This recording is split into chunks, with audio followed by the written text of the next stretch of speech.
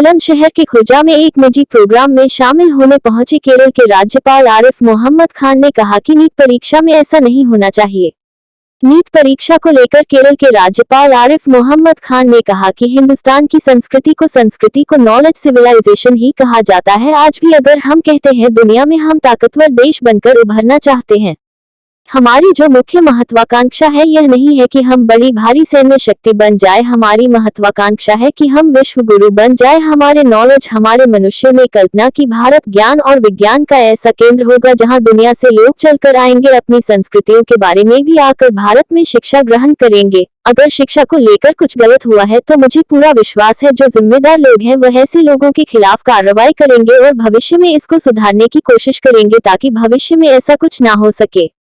दूसरी तरफ आतंकवाद को लेकर केरल के राज्यपाल आरिफ मोहम्मद खान ने कहा, हम तो पिछले 80 से आतंकवाद का शिकार है। उसका तो एक ही तरीका है कि हमें इस क्वेश्चन में होना चाहिए कि ऐसे खतरों से बहुत ही प्रभावी तरीके से निपटाना चाहिए। वह हम निपट भी रहे हैं, लेकिन फिर भी यह दुर्घटनाएं हैं जो कभी भी हो जाती हैं और अब यह बहुत लंबा नहीं चलेगा।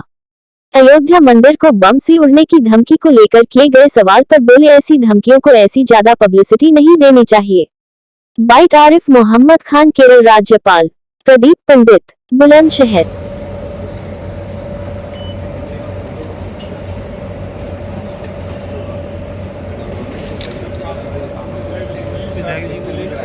ये थोड़ा खुल जाना।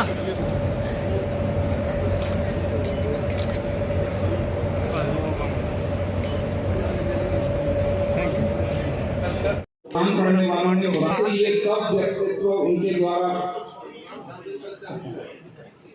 ये सब चीजें उनके द्वारा YouTube पर बहुत सारी चीजें हैं जो कि मैंने सुनी भी हैं।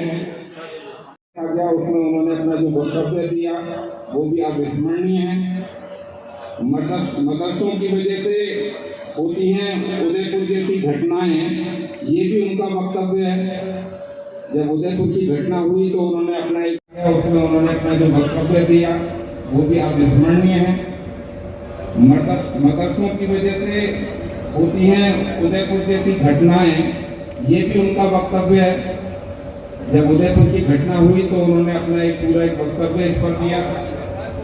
कश्मीरी बुलंदशहर जिले में स्थित है। यह एक प्राचीन औद्योगिक शहर है। खुर्जा के मिट्टी के बर्तनों का इतिहास काफी पुराना है। जो कलाकृतियां बनाई जाती हैं उसके लिए लगभग 500 कारखाने समर्पित हैं। इसमें बर्तन, फूलदान, क्रॉकरी और कई अन्य सिरेमिक उत्पाद सहित मिट्टी के बर्तनों की विस्तृत श्रृंखला है। खुर्जा पॉटरी में सीमाओं को पार करते हुए न केवल पूरा मैनेजमेंट, वहाँ का पूरे स्कूल का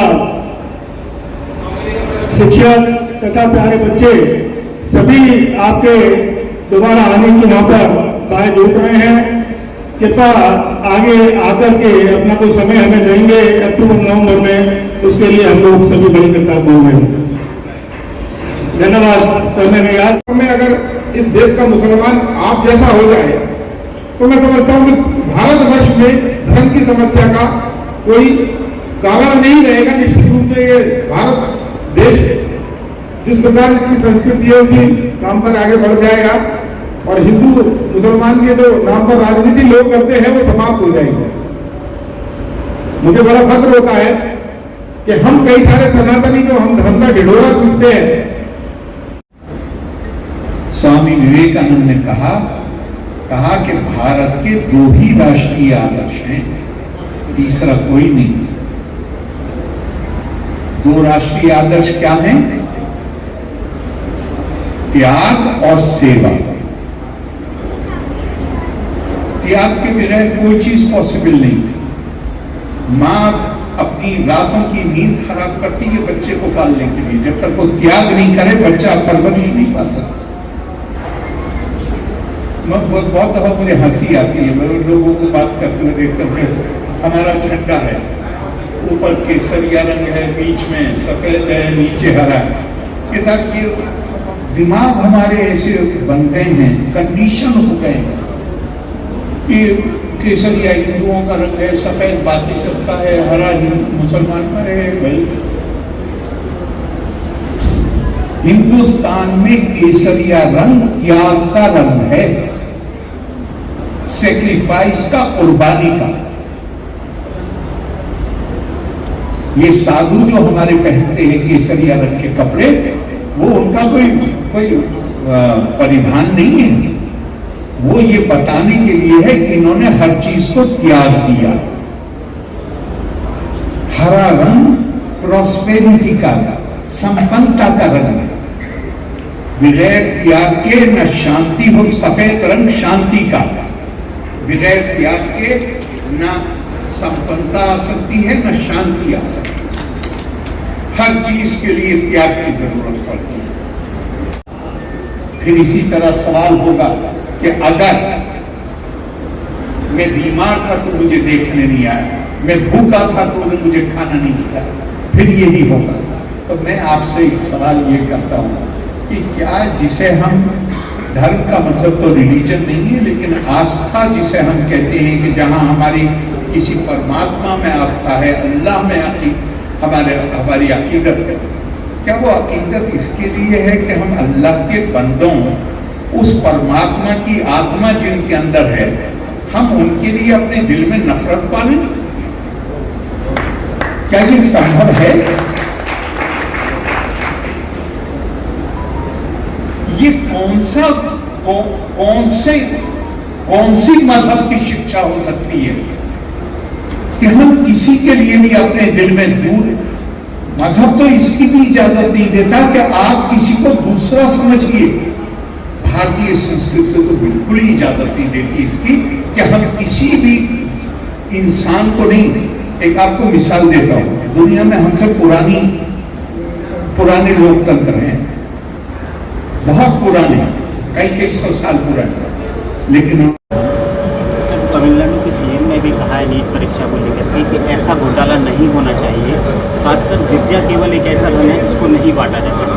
क्या कहना है सर? नहीं, मैं चीफ मिनिस्टर ने जो कहा है मुझे नहीं मालूम उन्होंने क्या कहा है, न मुझे उस पर कमेंट करने की ज़रूरत है। लेकिन विद्या जो आप कह रहे हैं कि विद्या, पता नहीं मैंने इस थोड़ा सा बगैर तैयारी के था तो मैंने कहा या नहीं कहा, हिंदुस्तान की संस्कृति को नॉलेज सिविलाइजेशन ही कहा जाता था। अगर आज भी आप जब कहते हो कि हम भारत दुनिया में ताकतवर देश बन के हम उभरना चाहते हैं 2047 तक, तो हमारी मुख्य जो महत्वाकांक्षा है वो क्या है? हमारी महत्वाकांक्षा ये नहीं है कि हम बड़ी भारी सैन्य शक्ति बन जाएं, हमारी महत्वाकांक्षा है विश्व गुरु बन जाएं, नॉलेज डेस्टिनेशन बन जाएं। हमारे यहाँ कहा गया, आज नहीं कहा गया, हजारों साल पहले कहा गया, एतद् देशा परशु तस्या सकाशाद अगर जन्मन स्वम सम चरित्रम शिक्षेरण पृथ्वीयम सर्वमानव। हमारे मनीषियों ने कल्पना करी कि भारत विज्ञान और विज्ञान का ऐसा केंद्र होगा जहां दुनिया से लोग चल के आएंगे और अपनी संस्कृतियों के बारे में भी आके भारत में शिक्षा ग्रहण करेंगे। तो कोई इससे असहमति हो ही नहीं सकती।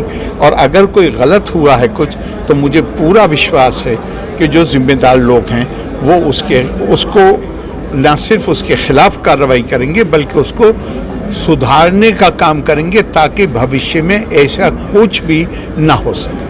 सर, एक और मेरा क्वेश्चन था, जिस तरीके से अभी तोड़ने की कोशिश की जा रही है, खासकर जम्मू कश्मीर में श्रद्धालुओं पर आतंकी हमले हो रहे हैं, और अभी आपने कहा था कि भारत एक ऐसा देश है जहां सब संपन्न है। सब इस पर क्या कहना है सर, जो आतंकवादी गतिविधियां हम आतंकवादी, पता नहीं कि मुझे उस पर आप बता रहे हैं, मुझे तो मैं मानता हूँ, लेकिन हम तो पिछले आज कितना 80 से आतंकवाद का शिकार हैं हम।